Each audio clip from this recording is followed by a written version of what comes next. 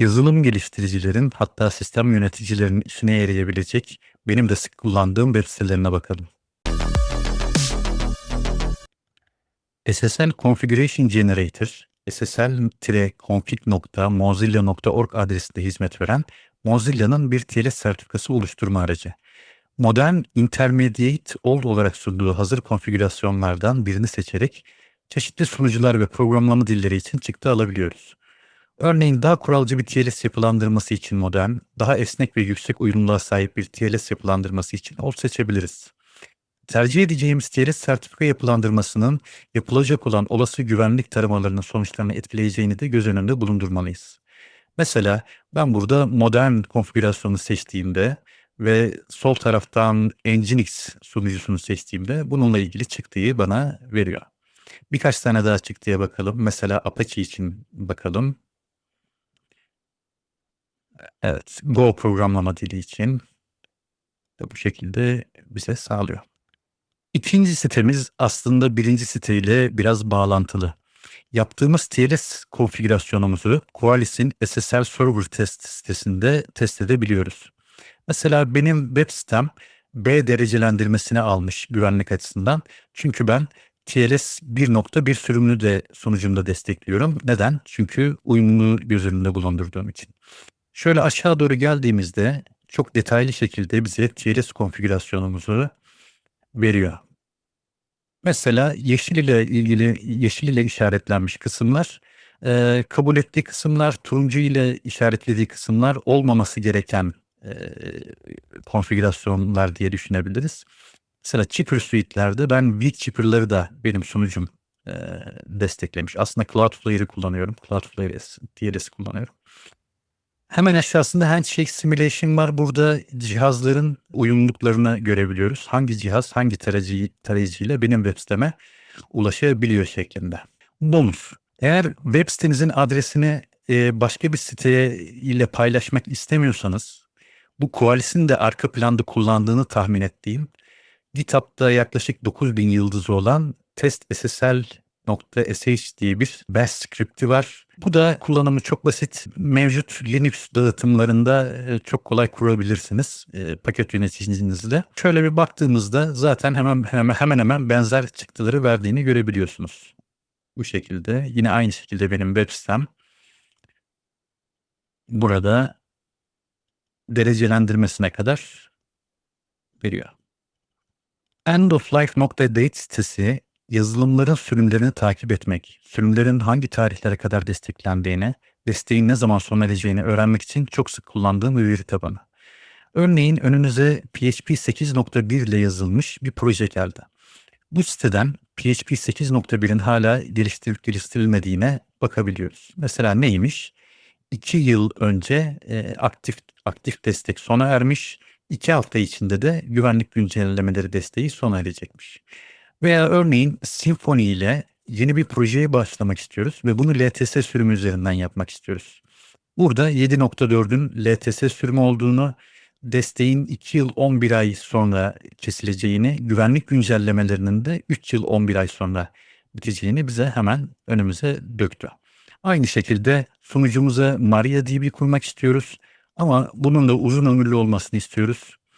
Dolayısıyla bunu da yine LTS sürümünü kurmak istiyoruz. Buradan 11.8'in LTS sürümü olduğunu, desteğin 2 yıl 5 ay boyunca devam edeceğini bu sitede görebiliyoruz. X öğrenmek istiyorum ama nereden başlamalıyım sorusunu sıkça duymuş olabilirsiniz. Ya da siz yeni bir teknolojiyi öğrenme sürecinde zaman zaman kaybolmuş olabilirsiniz.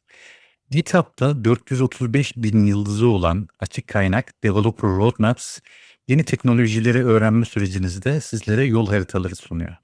Örneğin ben React öğrenmek istiyorsam buraya girdiğimde başa JavaScript roadmap'i koyması güvenimi kazandırdı.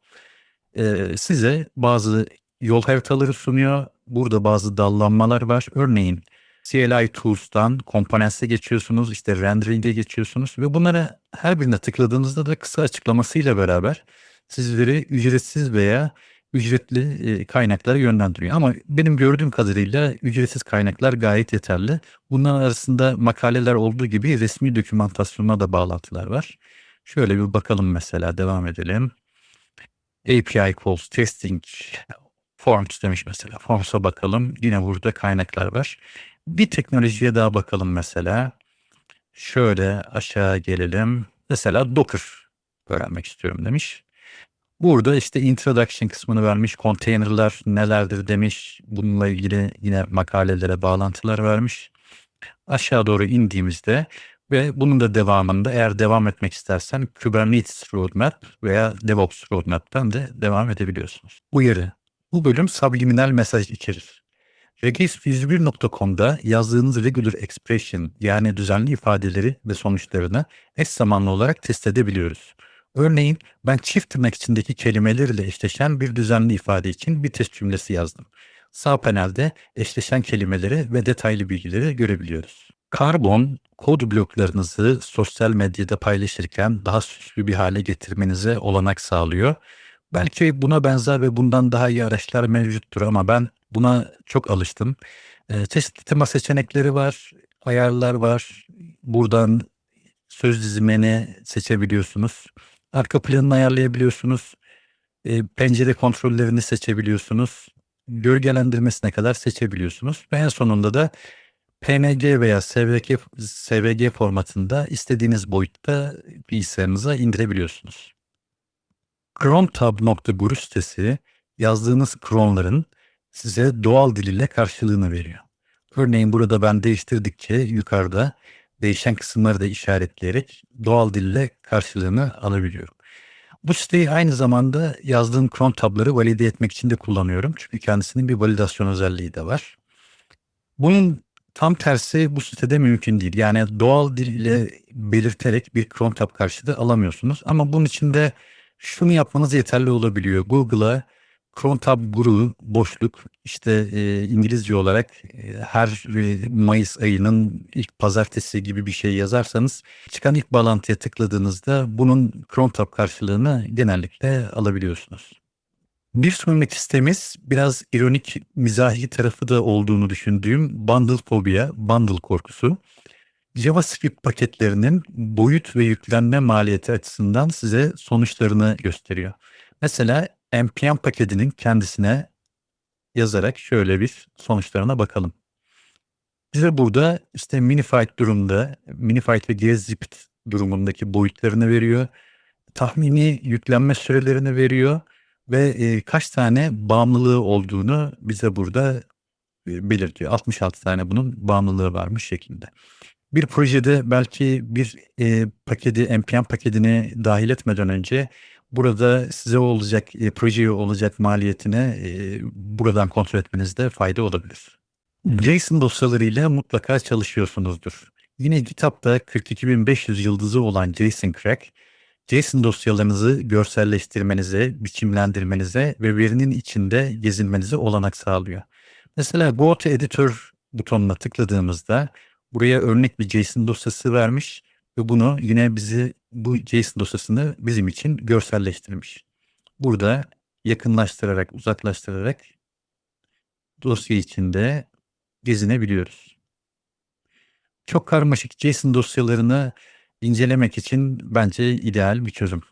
Transform.tools sitesinde veri biçimlerini birbirine dönüştürebiliyorsunuz. Örneğin bir JSON dosyasını Go struct haline dönüştürebiliyorsunuz. Sol bölümde size çeşitli seçenekler vermiş. YAML'a dönüştürebiliyorsunuz. JSON şemasını OpenAPI şemasına çevirebiliyorsunuz. CSS'i Tailwind CSS'i çevirebiliyorsunuz gibi çeşitli seçenekler var. DevDocs geliştirici dokümantasyonlarına tek bir yerden erişim imkanı sunan, hatta istenirse bu dokümantasyonlara çevrim dışı da erişebilmenizi sağlayan bir proje.